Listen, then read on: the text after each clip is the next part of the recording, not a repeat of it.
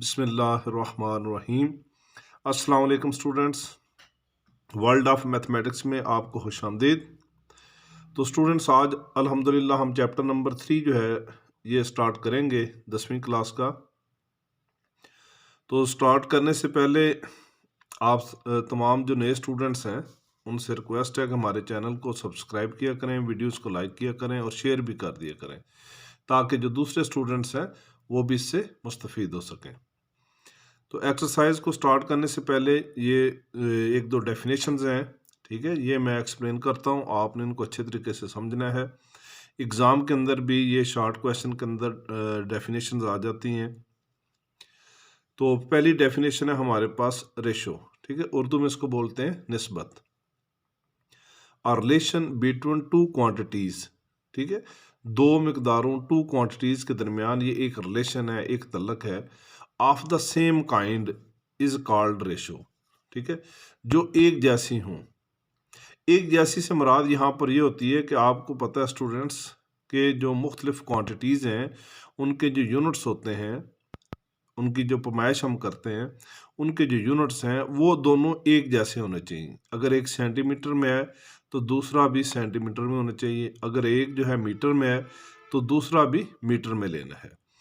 तो same kind से ये मुराद है। इफ़ ए एंड बी, कोई दो A and B are two quantities of the same kind and B is not zero, then the ratio A and B is written as A. ये दो आपने नुक्ते लगाने, ये रेशो का निशान है, A ratio B or A over B. तो इसको हम जो है ना बटे के अंदर भी लिख सकते हैं, इस तरह ए ओवर बी की शक्ल में भी। तो निस्बत जो है इसके उर्दू में आप डेफिनेशन करते हैं, निस्बत दो हम किस्म मिकदारों के दरमियान तल्लक निस्बत कहलाता है। अगर ए और बी दो हम किस्म मिकदारें हों और बी सिफर ना हो तो ए और बी की निस्बत को ए निस्बत बी या कसर में ए बटा बी लिखते हैं। तो इसके अंदर उसने क्या बताया कि शर्त क्या है कि बी जो है ज़ीरो ना हो। अगर बी की टर्म जो है वो नीचे वाली ज़ीरो होगी तो फिर जो है हमारे पास वो अनडिफाइंड हो जाएगा, वो फिर डिफाइंड नहीं हो सकता। तो स्टूडेंट्स, रेशो के अंदर या निस्बत के अंदर दो तीन बातें होती हैं जो बहुत ही ज़्यादा ध्यान रखने वाली बातें होती हैं, ठीक है। इसमें एक तो ये होता है कि जैसे ये हमने लिखा है कि ए और बी की निस्बत, तो ये पहले हमारे पास ए आया तो इसको लेफ्ट हैंड साइड से आपने राइट करना शुरू करना है मैथ को। तो इसको आपने ऐसे ए रेशो बी लिखना है। अब अगर कोई स्टूडेंट जो है वो पहले बी लिख देता है बाद में ए लिख देता है तो वो सारा का सारा गलत हो जाएगा। तो इसके अंदर निस्बत के जो अरकान है, इनकी जो तरतीब है, इसको आपने बहुत ही अच्छे अंदाज में लिखना है। दूसरी बात इसके अंदर ये होती है कि ये जो मैंने दो नंबर लिखे हैं ए रेशो बी, तो इसमें ये जो पहला हमारे पास ए है जो फर्स्ट नंबर होता है, ठीक है, इसको हम बोलते हैं एंटीसीडेंट, ठीक है, इसको हम बोलते हैं एंटीसीडेंट। और ये जो दूसरा नंबर होता है इसको बोलते हैं कॉन्सिक्वेंट। तो ये जो दो नंबर होते हैं इनके आपने नाम भी जो है ना याद रखने हैं। एंटीसीडेंट मैं लिख भी देता हूं इधर, एंटीसीडेंट, ठीक है। और ये जो दूसरा है इसको कॉन्सिक्वेंट आपने बोलना है।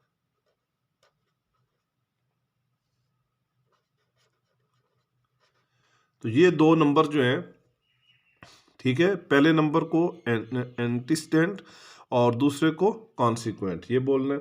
तीसरी चीज़ होती है कि ये जो रेशो होती है इसका कोई यूनिट नहीं होता, ठीक है, क्योंकि दोनों जो मिकदारें होती हैं, ये जो टू क्वांटिटीज़ होती हैं वो सेम होती हैं, उनका यूनिट सेम होता है। तो वो दोनों यूनिट आपस में कैंसिल हो जाते हैं और इनका यूनिट जो है निस्बत का कोई यूनिट नहीं होता, ठीक है। ये भी क्वेश्चन में, शॉर्ट क्वेश्चन में पूछा जा सकता है कि निस्बत का यूनिट लिखें या what is the unit of ratio, ठीक है। तो इसका आंसर आपके पास ये है कि इसका कोई यूनिट नहीं होता। अब इसके साथ दूसरी चीज़ जो है वो है हमारे पास प्रोपोर्शन, उर्दू में इसको बोलते हैं तनासब। A proportion is a statement which is expressed as an equivalence of two ratios, ये जो टू रेशोज होती हैं, जो दो निस्बतें होती हैं, उनकी बराबरी को जाहिर कर रहा होता है, उनकी इक्विवेलेंस को जो है ना जाहिर कर रहा होता है। If two ratios A and B and CD are equal then we can write, अगर ये दो हमारे पास दो रेशोज हैं, एक A रेशो B है और दूसरी C रेशो D है, तो ये अगर इक्वल हों, बराबर हों, तो इसको हम इस तरीके से लिख सकते हैं A ratio B equal C ratio D।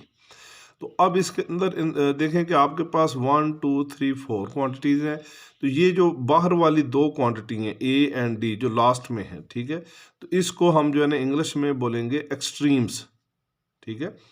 और ये जो B और C है, ये जो अंदर हैं दो, इनको इंग्लिश में हम बोलेंगे मीन्स, ठीक है। तो उर्दू में फिर मैं आपको बताता हूँ बाद में, ये आपने एक्सट्रीम्स और इनको नाम देना है मीन्स का। सिम्बलिकली रिटर्न एज, इसको अलामती तौर पर हम जो है ना इस तरह भी लिख सकते हैं कि A रेशो B, और ये चार जो डॉट है, ये जो है ये भी प्रोपोर्शन की अलामत है, प्रोपोर्शन का सिंबल है CD, ठीक है। और इस तरीके से तो आपको वैसे ही पता है कि आप लिख सकते हैं कि A ratio B equal C ratio D। और इसको आप एक और अंदाज में भी लिख सकते हैं, इसको A ओवर B भी लिख सकते हैं is equal to C over D भी लिख सकते हैं, ठीक है। अगर मैं इनको मल्टीप्लाई कर दूं तो ये हमारे पास ये भी पोजीशन में आ सकता है कि AD is equal to BC। तो ये मुख्तलिफ इसकी फॉर्म है मतलब लिखने के लिए। तो उर्दू में भी आपको बता देते हैं कि तनासब क्या है। तनासब बयान करदा दो निस्बतों की बराबरी को ज़ाहिर करता है, ये इसकी डेफिनेशन है। अगर दो निस्बतें A निस्बत B और C निस्बत D बराबर हों, तो हम इनको A निस्बत B बराबर C निस्बत D लिख सकते हैं। अब इसमें भी देखें कि A और D ये जो बाहर की तरफ है, इनका नाम है तरफैन, ठीक है। तो इसको नाम हमने देना है तरफैन का।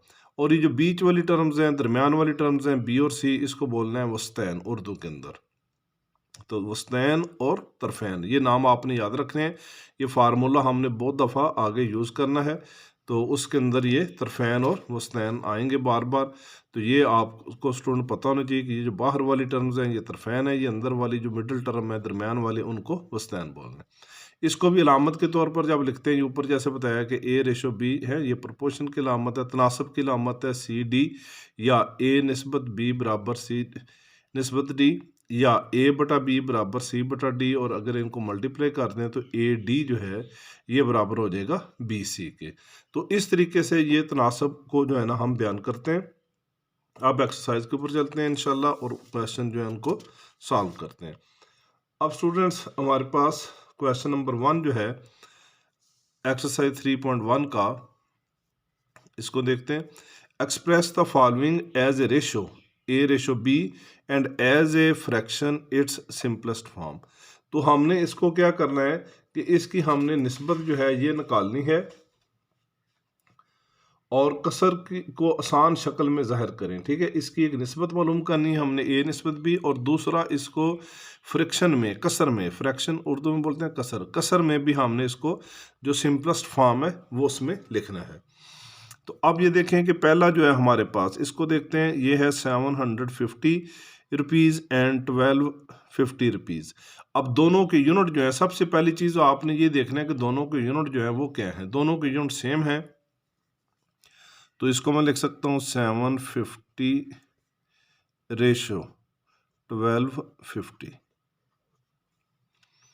अब स्टूडेंट्स जैसे आपको बताया कि हम इसको जो है A बटा B की शक्ल में भी लिख सकते हैं, तो इसको मैं इस तरह भी लिख सकता हूँ 750 डिवाइडेड बाई 1250।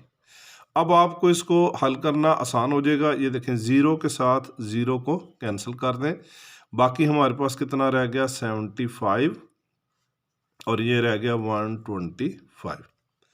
अब अगर तो स्टूडेंट्स आपको टेबल आते हैं तो फिर तो बहुत ही आसानी है, अगर नहीं आता तो फिर आप छोटी छोटी इसको करके तकसीम कर लें। आप आपको पता है कि इसके लास्ट में 5 आ रहा है, इसके लास्ट में भी 5 आ रहा है, तो जिनके लास्ट में 5 आ रहा होता है वो दोनों टर्म जो होती हैं वो 5 से डिवाइड हो जाती हैं, ठीक है।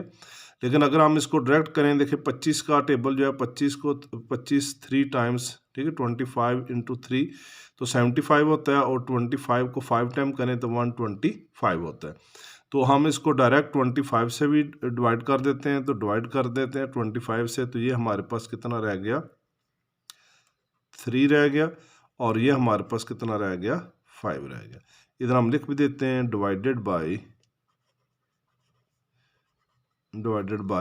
25। तो 25 से मैंने डिवाइड कर दिया, तो ये रह गया 3, और तो ये हमारे पास जो है फ्रैक्शन की सिंपलेस्ट फॉर्म आ गई है। और इसको जब हम रेशो की शक्ल में लिखेंगे, तो रेशो की शक्ल में दोबारा ये पहले मैं लिखूंगा 3 और फिर रेशो और फिर कितना लिखूंगा 5, मतलब 3:5।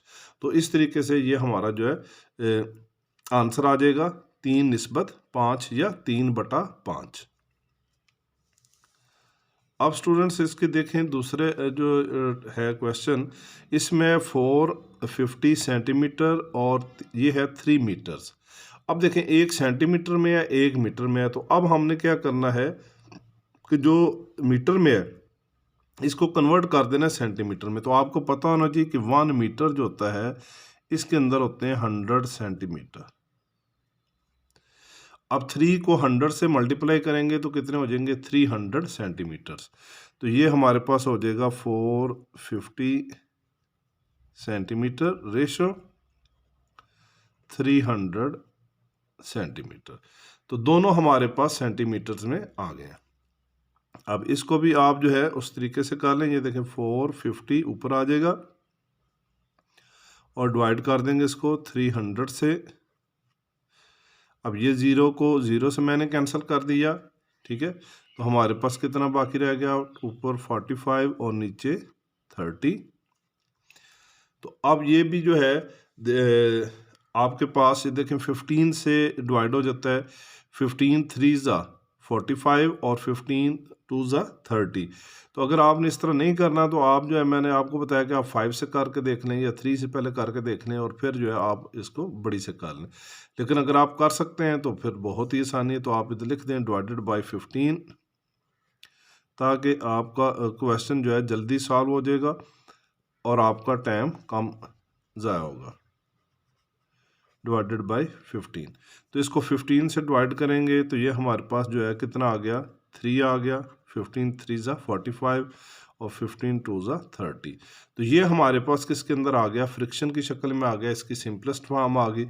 और जब हम इसको रेशो में लिखेंगे तो फिर हम इसको इस तरह लिख सकते हैं 3:2। तो ये हमारे पास आंसर आ जाएगा 3:2 का। अब थर्ड है इसका पार्ट। तो अब ये देखें ये किलोग्राम है, ये है 4 किलोग्राम, लेकिन ये है 2 किलोग्राम और 750 ग्राम्स, ठीक है। तो अब स्टूडेंट्स हमने इसको ग्राम्स के अंदर ही कन्वर्ट कर देने ताकि दोनों हमारे पास जो है यूनिट सेम हो जाएं। तो 1 kg जो होता है 1 kg जो होता है 1 kg, ठीक है। तो इसके अंदर स्टूडेंट्स होते हैं 1000 ग्राम। तो अब हमारे पास ये जो है 4 kg है, तो 4 kg का मीन्स क्या है, हमारे पास 4000 ग्राम्स है, 4000 ग्राम्स रेशो। ये 2 kg हो गया। 2 kg का मतलब है हमारे पास जो है कितने हो गए 2000 और प्लस ये कर देंगे 750, तो ये हमारे पास हो जाएंगे 2750 ग्राम,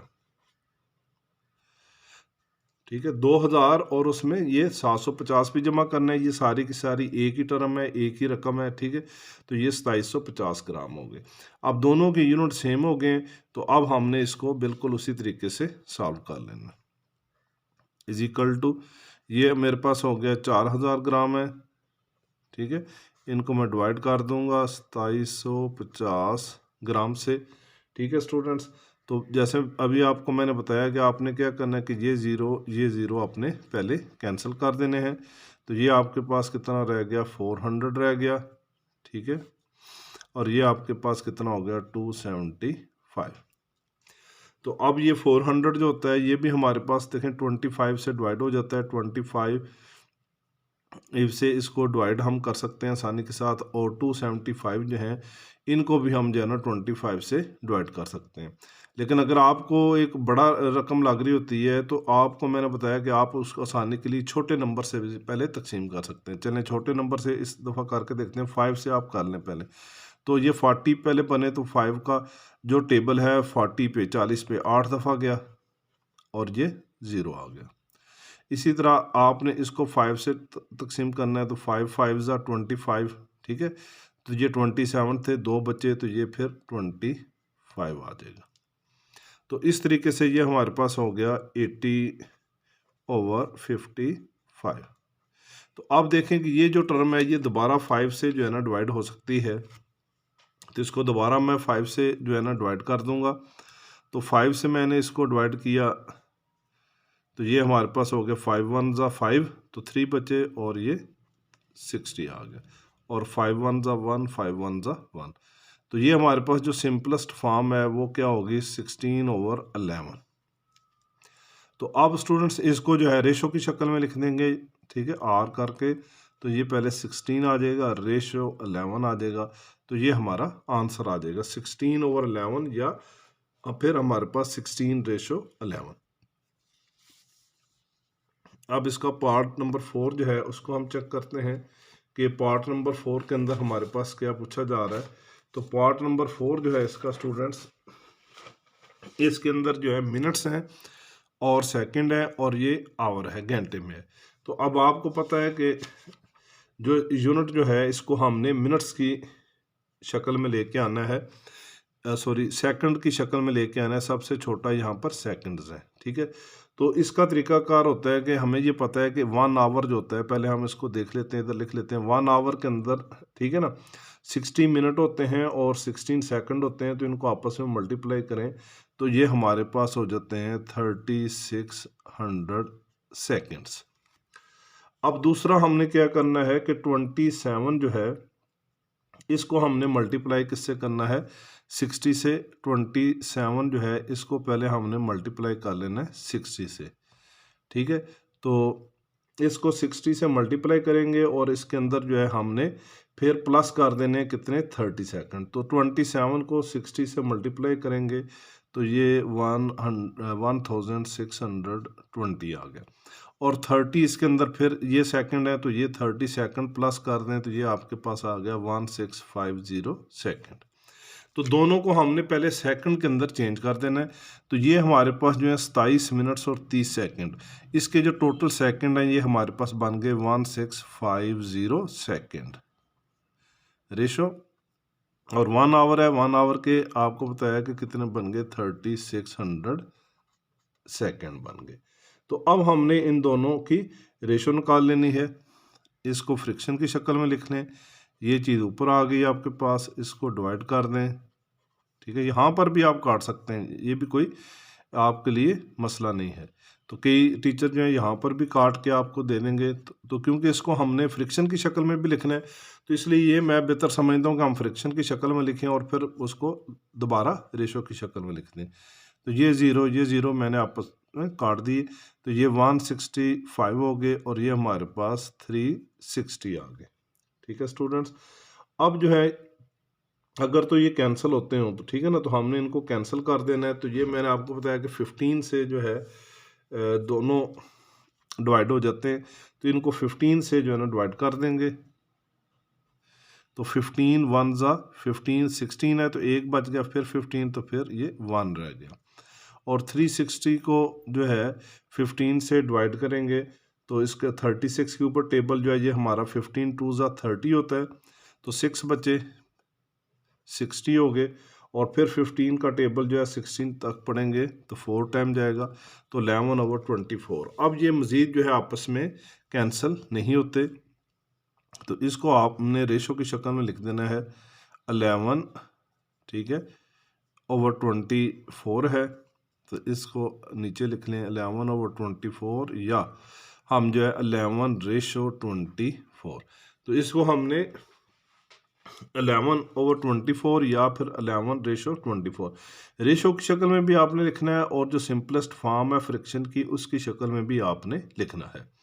तो फिर आपका आंसर जो है सही होगा। अब देखें लास्ट है इसका जो पार्ट है, इसमें 75 डिग्री है और 2 to 5 ये भी डिग्री है, दोनों डिग्रीज के अंदर है। तो इसलिए इनको सॉल्व करना बहुत ही आसान है। तो ये ऑलरेडी पहले ही एक ही यूनिट में 75 डिग्री है और 2 to 5 डिग्री है। तो स्टूडेंट्स इसको भी फ्रैक्शन की शक्ल में पहले लिख लें, 75 हो गया और ये हमारे पास 2 to 5 आ गया। अब स्टूडेंट्स इसके ऊपर जो है ना टेबल, ठीक है, हम जो है 25 का डिवाइडेड बाई 25 ही लिख देते हैं, डिवाइडेड बाई 25। तो इसको भी हम 25 से जब डिवाइड करेंगे तो ये हमारे पास कितना आ गया, 3 आ गया। और 2 to 5 के ऊपर 25 का टेबल पढ़ेंगे तो ये 9 टाइम होता है, ठीक है। अब ये देखें फिर अभी ये कैंसिल हो सकता है 3 और 9, तो इसको दोबारा कैंसिल कर देंगे, 3 1 ज़ा 3, 3 3 ज़ा 9। तो अब ये हमारे पास हो गया 1/3। तो इसको रेशो की शक्ल में लिखना है तो रेशो की शक्ल में लिख देंगे, तो हो जाएगा 1/3। तो इस तरह स्टूडेंट्स ये हमारा जो क्वेश्चन नंबर 1 है इसके तमाम पार्ट्स जो हैं ये मैंने सॉल्व कर दिए। तो इंशाल्लाह नेक्स्ट वीडियो के अंदर बाकी जो पार्ट्स हैं उनको सॉल्व करेंगे। तो अपनी दुआओं में याद रखिएगा। अल्लाह हाफिज़।